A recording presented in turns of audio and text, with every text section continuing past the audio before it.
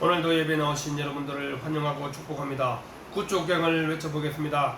나는 구원의 통로입니다. 나는 축복의 통로입니다. 나는 행복의 통로입니다. 우리 황간절교회 성도들이 이 세 가지 통로로 황간지역에서 살아갈 수 있기를 바랍니다. 예수님은 종교 지도자들과 논쟁을 한 이후에 다시 갈릴리로 사역지를 옮기셨습니다. 베데스다 사역 이후에 오늘 본문에 등장하는 갈릴리 사역은 1년이 지난 3차 갈릴리 사역으로 추정을 하고 있습니다. 요한복음서를 기록한 요한의 관심은 예수님이 하나님의 아들이심을 부각시키는 데 집중하고 있기 때문에 모든 기록이 시간 순서로 기록되어 있지 않음을 우리가 기억하면서 성경을 읽어야 합니다. 예수님께서 주로 활동하신 무대가 갈릴리이기에 이미 갈릴리에서는 예수님의 소문이 확실하게 퍼져 있었습니다. 예수님께서 갈릴리 바다 건너편으로 가시자 큰 무리가 예수님을 따라다녔습니다. 요한은 2절에서 이렇게 표현합니다. 큰 무리가 따르니 이는 병자들에게 행하시는 표적을 보았음이라 말씀하고 있습니다. 예수님을 따르는 큰 무리는 예수님이 병자들에게 행하신 표적을 보고 예수님을 따라다니고 있었습니다. 그 중에는 고침받고 싶은 병자들도 있었겠죠. 하지만 대부분의 사람들은 예수님이 행하신 표적을 보고 싶어서입니다. 한마디로 구경꾼입니다. 예수님의 가르침을 받기도 하지만 그들이 예수님을 따라다니는 이유는 표적을 계속 보고 싶었기 때문입니다. 다수가 따른다고 해서 다 좋은 것만은 아닙니다. 예수님은 인기에 목마른 사람이 아니었습니다. 무엇보다도 다수가 항상 옳은 결정을 하는 것도 아닙니다. 다수가 지니는 위험성도 항상 존재하고 있습니다. 오늘날 민주주의는 다수결 원칙에 의해서 모든 의사를 결정합니다. 물론 다수가 원하기 때문에 다수결의 결정을 따르는 것이긴 하지만 다수가 항상 옳은 것은 아닙니다. 교회도 민주주의의 제도에 따라서 다수결의 원칙대로 선거도 하고 회의도 하지만 궁극적으로 교회는 하나님의 말씀을 따르는 공동체여야 합니다. 다수의 의견을 모아서 그것이 하나님의 뜻인 것처럼 하면 안 되는 것이 교회입니다. 사회에서는 그럴 수 있습니다. 민주주의 제도 속에서 다수결의 원칙이 사회를 이끌어가는 통념이기에 가능하지만 교회는 그럴 수 없다는 것입니다. 교회는 하나님의 말씀이 기준이 되어야 하고 하나님의 뜻에 따라 움직이는 공동체여야 합니다. 큰 무리가 예수님을 따르면서 결국 한 것이 무엇이냐 하면 15절에 보면 그러므로 예수께서 그들이 와서 자기를 억지로 붙들어 임금으로 삼으려는 줄 아시고 다시 혼자 산으로 떠나가시니라 말씀하고 있습니다. 그들이 결국 예수님을 따라다닌 이유는 새로운 왕을 삼기 위함입니다. 지금 있는 왕으로는 로마로부터 자유도 배고픔을 해결해 주지도 못하지만 새로운 임금이신 예수님은 로마로부터의 자유도 육신의 배고픔도 해결해 주실 수 있는 분이라고 확신하고 그들은 예수님을 억지로 붙들어 임금 삼으려고 했습니다. 그들이 바라는 예수님은 정치적인 메시아이지 진정 죄에서 나를 구원하고 하나님의 자녀로 회복시키는 일에는 관심도 없었습니다. 육적인 일을 위해서 예수님을 따라다니고 쫓았지 영적인 일을 위해서는 무관심한 사람들이었음을 알 수 있습니다. 26절에서도 예수님은 큰 무리를 향해서 이렇게 말씀하십니다. 예수께서 대답하여 이르시되 내가 진실로 너희에게 이르노니 너희가 나를 찾는 것은 표적을 본 까닭이 아니요 떡을 먹고 배부른 까닭이로다. 육적인 배고픔을 해결하기 위해서 예수님을 따라다니는 사람들을 향해서 예수님은 영적인 양식을 위해 일하라고 말씀하십니다. 예수님을 따라다니는 목적이 육적인 일이 되면 안 된다는 것을 분명하게 말씀해 주고 있습니다. 아무리 다수가 예수님을 따르고 있다 할지라도 예수님을 따르는 이유와 목적이 예수님의 뜻에 맞지 않음을 예수님께서 말씀하고 있는 것입니다. 우리가 신앙생활하는 것도 마찬가지입니다. 교회가 너무 사람이 없어서 힘들어도 문제이지만 사람이 아무리 많아도 그들이 예수님을 통해 영생을 얻고 구원을 받고 하나님의 뜻을 이루는 일에 관심이 없다면 많은 사람들이 무의미함을 오늘 본문을 통해서 말씀해 주고 있습니다. 우리가 예수님을 믿는 이유와 목적을 분명하게 알고 믿어야 합니다. 예수님은 내가 해결하지 못하는 죄와 사망에서 나를 구원하기 위해 이 땅에 오셨고, 예수님을 믿음으로 나는 하나님의 자녀로 영생을 선물로 받게 되었습니다. 예수님은 알라딘에 나오는 램프 요정이 아닙니다. 우리가 따르고 배우고 본받고 믿어야 할 우리 구주이심을 확신하시기 바랍니다.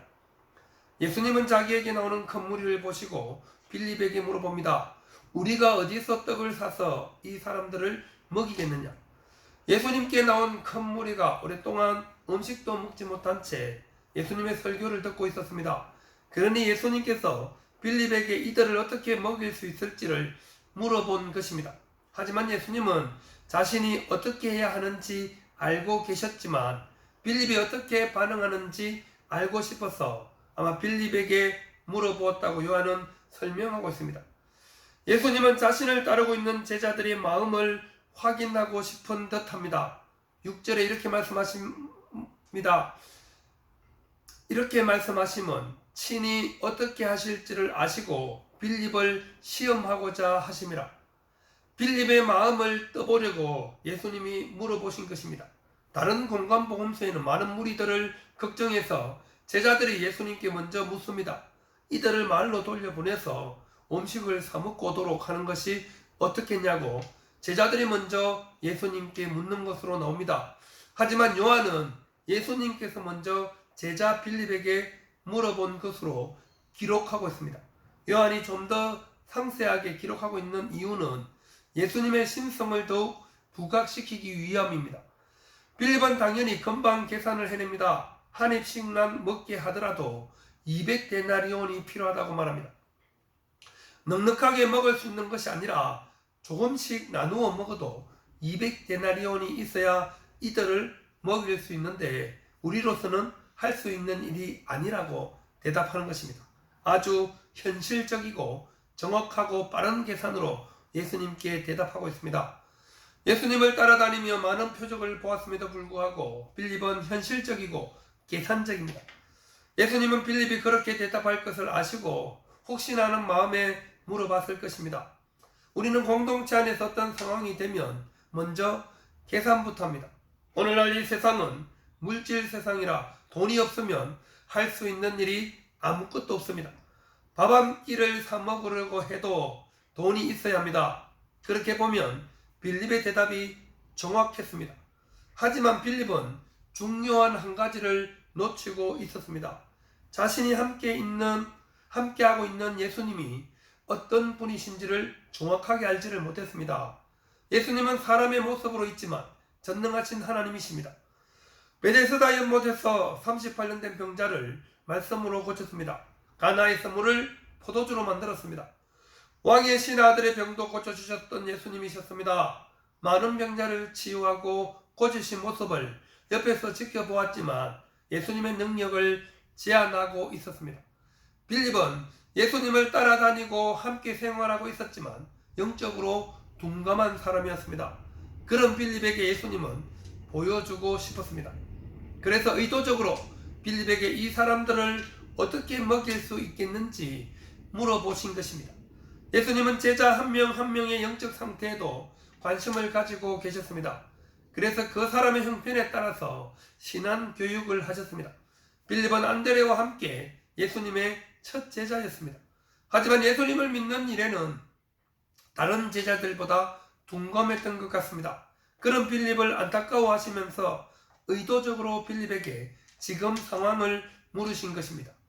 예수님은 우리에게도 똑같은 마음을 가지고 물어보십니다. 우리가 불가능하다고 생각하고 있는 것까지도 아시고 물어보십니다. 그럴 때 우리는 믿음 없는 사람처럼 대답하고 행동하지 않기를 바랍니다. 예수님은 모든 것을 다 하실 수 있는 전지전능하신 하나님이십니다. 예수님을 확실히 믿고 믿음으로 산다고 말하면서도 결정적인 순간에는 계산기를 두드리는 사람들이 많습니다. 믿음으로 사는 것은 계산기 두드리더라도 하나님이 공급하심을 믿는 사람들입니다. 현실적으로 불가능해 보여도 믿음의 눈으로 바라보면 가능하다고 여겨야 합니다. 나의 욕심을 채우기 위해서 믿음을 동원하지는 마십시오. 철저하게 공동체와 하나님 나라를 세우기 위해서 불가능해 보이는 일도 믿음으로 가능한 것입니다. 욕심과 내가 원하는 것을 충족시키기 위해서 무조건 믿으니까 하나님이 채워주십시오 하는 것은 욕망에 불과하지 믿음이 아닙니다. 믿음은 하나님의 나라를 위해서, 하나님의 뜻을 이루기 위해서 우리에게 주신 것입니다. 왜냐하면 하나님 나라와 하나님의 뜻은 인간의 능력으로 감당할 수 없기 때문입니다.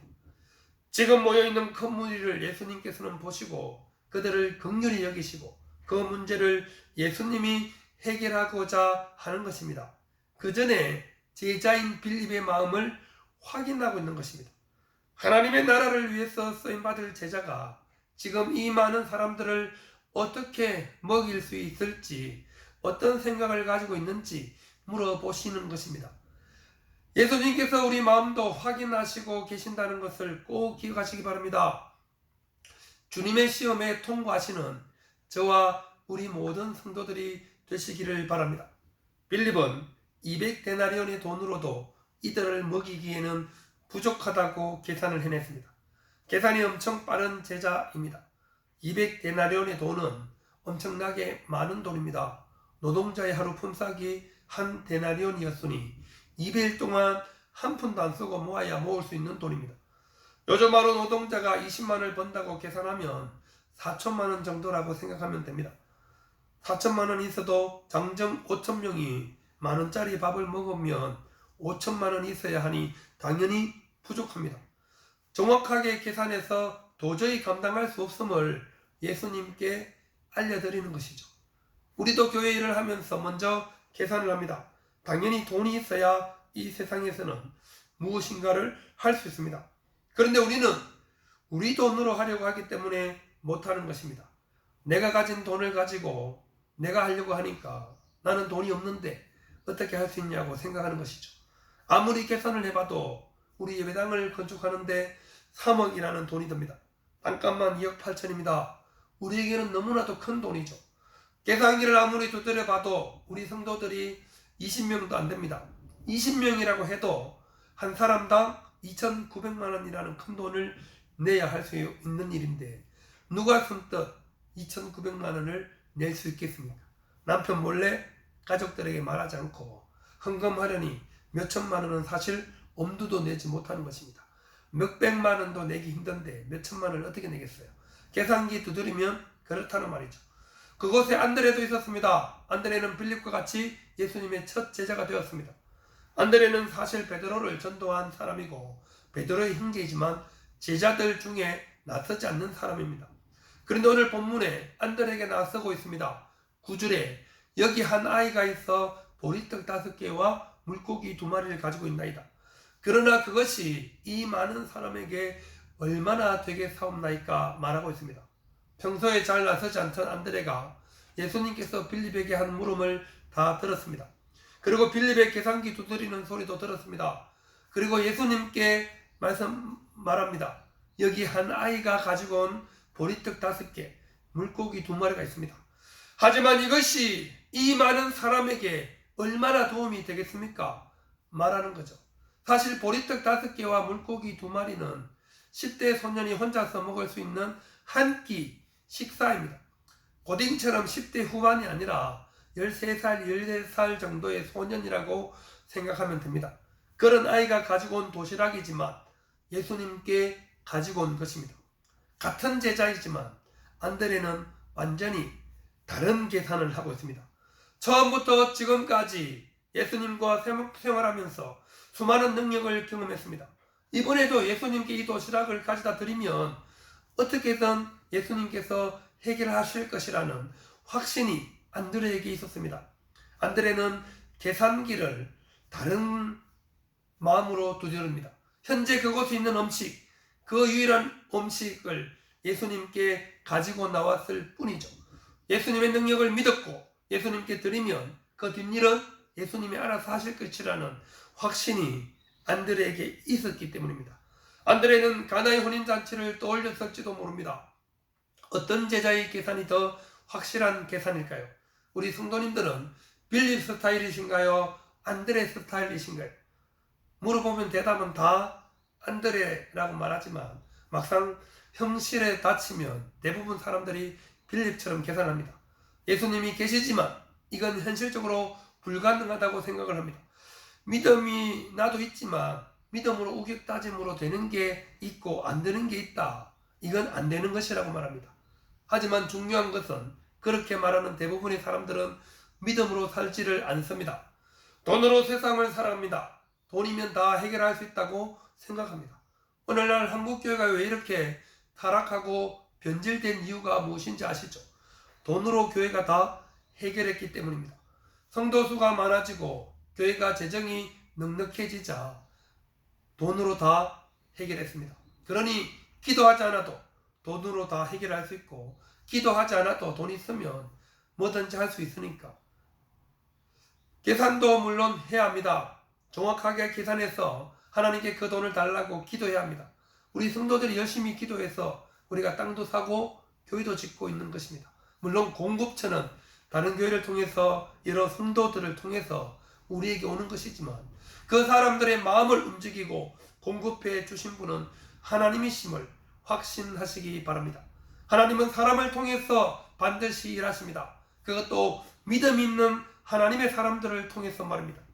제자의 계산과 예수님의 계산은 항상 다르다는 것을 기억하십시오. 예수님은 육적인 양식도 채워주시고 영적인 양식도 공급해 주시는 전지전능하신 하나님이심을 분명하게 기억하시기 바랍니다. 계산이 빠른 빌립처럼 살아가는 제자가 아니라 지금 내게 있는 것을 주님께 드릴 줄 아는 안드레와 같은 제자로 살아가는 우리 모든 성도들이 다 되시기를 바랍니다. 계산은 내가 해도 결제는 하나님이 확실하게 하십니다. 내가 쥐고 있느냐 아니면 주님께 그것을 가지고 나오느냐에 달려 있습니다. 아무리 적은 것이라도 주님께 드려지면 5,000명이 먹어도 12바구니가 남게 되는 줄 믿으시기 바랍니다. 내가 가지고 있으면 나 혼자 먹고 끝나지만 예수님께 가지고 나오면 모두가 먹어도 남게 되는 역사가 생깁니다. 오병이어의 경험을 삶 속에서 체험하며 살아가는 우리 모든 성도들이 다 되시기를 바랍니다.